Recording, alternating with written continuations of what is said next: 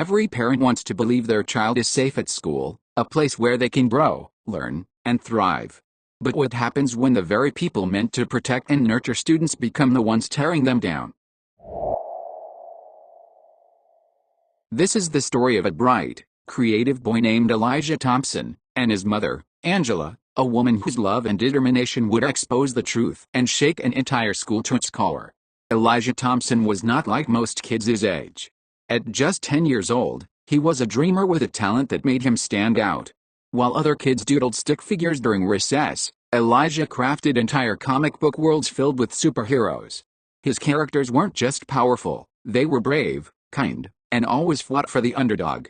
Elijah poured his heart into those drawings because they reflected what he aspired to be. At Riverview Elementary, Elijah was known for being polite, hardworking, and eager to learn. But even though teachers admired his talent, he often felt overlooked, or worse, targeted. Riverview wasn't always a fair place, especially for kids like Elijah. The school's principal, Mr. Warren, ruled with an iron fist. Over the years, whispers of his discriminatory treatment of black students had circulated among parents, but no one had ever dared to challenge him. For Elijah, Principal Warren was a looming figure, a man whose presence always felt heavy, like a storm cloud waiting to burst. No matter how unfair the world felt, Elijah had Angela. His mother was his biggest supporter and fiercest protector. She worked 2 jobs to give him the best life she could, but no matter how tired she was, she always had time for Elijah.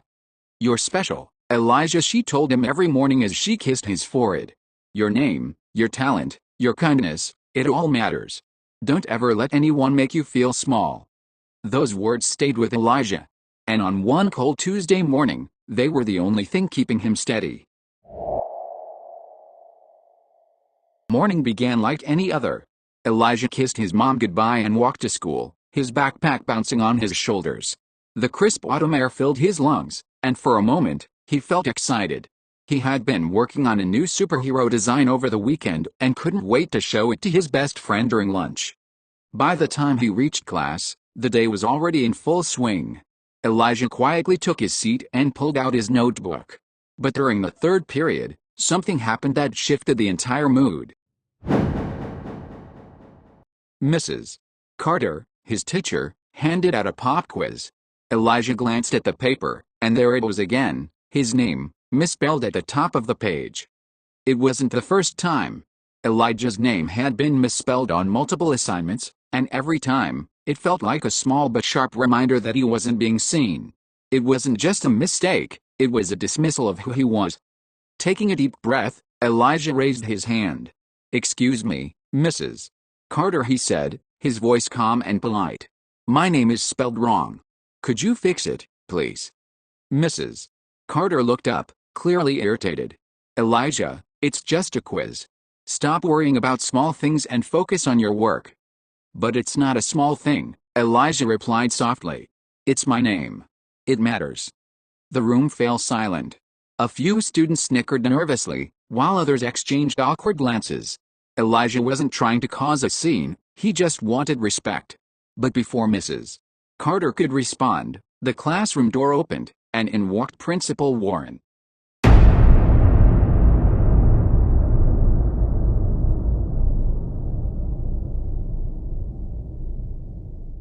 Principal Warren's entrance was like a thunderclap. The room, already tense, seemed to grow even colder. He scanned the class with his piercing eyes, and when they landed on Elijah, his face hardened. "What's going on here?" he asked, his voice sharp and commanding. Mrs. Carter hesitated, her discomfort clear. Elijah was interrupting the class. "I wasn't interrupting," Elijah said quickly, his voice trembling. "I just asked for my name to be spelled right." "Enough," Warren snapped, cutting him off. He walked to Elijah's desk, towering over the boy like a shadow. "Pack your things. You're coming with me." Elijah's heart raced. "But I didn't do anything wrong." "I said now."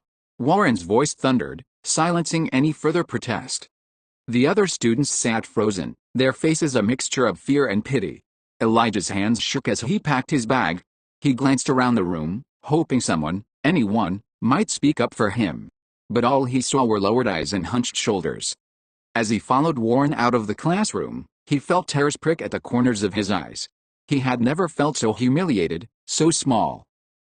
In the principal's office, Elijah sat across from Warren, his hands clenched in his lap. He tried to explain himself, but it was like talking to a brick wall. "You were defiant," Warren said coldly. "And disruptive. This kind of behavior will not be tolerated." "I wasn't trying to disrupt anything," Elijah said, his voice breaking. "I just wanted my name spelled right." Warren leaned back in his chair, unfazed. "You're suspended for 3 days. Maybe this will teach you to follow the rules." Elijah walked home that afternoon clutching the suspension notice in his hands. His chest felt tight, his cheeks burned with shame, and his mind raced with questions. Had he really done something wrong? Or was he being punished for something he couldn't control? When he reached home, his mom was waiting for him at the door. One look at his face, and she knew something had happened. "What's wrong, baby?" she asked, kneeling to meet his eyes. Elijah handed her the notice, his hands trembling. As he explained what had happened, Angela's expression shifted, from confusion to shock, and finally to a quiet, simmering anger. Angela Thompson wasn't just a mother, she was a warrior. She had raised Elijah to stand tall, to know his worth, and to fight for what was right. Now, it was her turn to fight for him. The next morning, Angela dressed in her sharpest suit and marched into Riverview Elementary with a determination that couldn't be ignored. She didn't knock on Warren's door, she pushed it open and walked in. "Mrs. Thompson," Warren began, startled. "Explain this," Angela said, slamming the suspension notice onto his desk.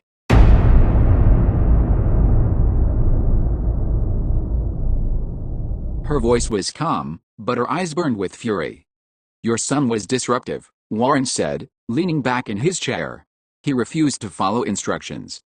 "Stop right there," Angela interrupted, her voice trembling with emotion. "You suspended my son for asking for his name to be spelled correctly. How is that disruptive? How is that defiant? Do you have any idea what this teaches him? That his identity doesn't matter? That he's less than the other kids in this school?" Warren opened his mouth to respond, but Angela wasn't finished. "I've already spoken to other parents," she said, her voice rising. "You have a history of targeting black students. And let me tell you something, you picked the wrong mother this time." Angela didn't stop with Warren.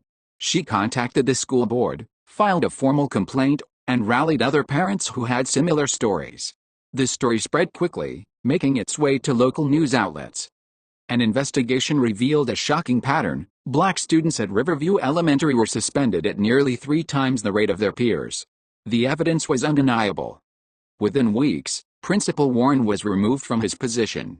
The school board issued a formal apology and promised sweeping reforms to ensure fair treatment for all students. When Elijah returned to school, he was greeted with cheers from his classmates. Even Mrs. Carter looked ashamed as she handed him a corrected quiz with his name spelled perfectly. That night, Elijah hugged his mom tightly. "Thank you for fighting for me," he whispered. Angela kissed his forehead, her voice soft but fierce. "Always, baby. Always. Because sometimes, it takes one voice to call out injustice. And when that voice belongs to a determined mother, it can shake an entire system to its core." What would you do if your child's identity was dismissed and their dignity stripped away by the very system meant to protect them? Elijah's story is a wake-up call, because this isn't just about one boy or one school. It's about standing up for what's right, no matter the cost.